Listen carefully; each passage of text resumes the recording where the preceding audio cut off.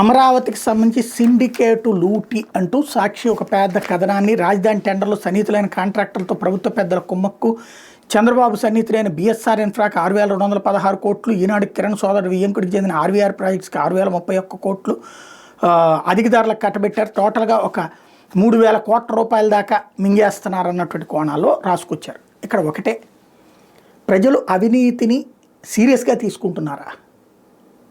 అది 100కి 1000% డౌటే. కొంతమంది అవినీతి పరుల్ని ప్రోత్సహిస్తారు, కొంతమంది అవినీతి పరుల్ని వ్యతిరేకిస్తారు. ఒకళ్ళ అవినీతిని యాక్సెప్ట్ చేస్తారు, ఒకళ్ళ అవినీతిని వ్యతిరేకిస్తారు. ఇది ఒక విచిత్రమైన లక్షణం. నెంబర్ 1. నెంబర్ 2 వచ్చేటప్పటికి, అమరావతి మీదన అసలు ఎంత తింటే మాకెందుకు, ముందు మాకు పని కావాలా, ఓ రాజధాని అనే లుక్కు లేకుండా పోయింది. గతంలో వాళ్ళు పూర్తి చేయక ఇబ్బంది పడ్డారు, వీళ్ళు 3 రాజధానులు అనడంతో ఇబ్బంది పడ్డారు.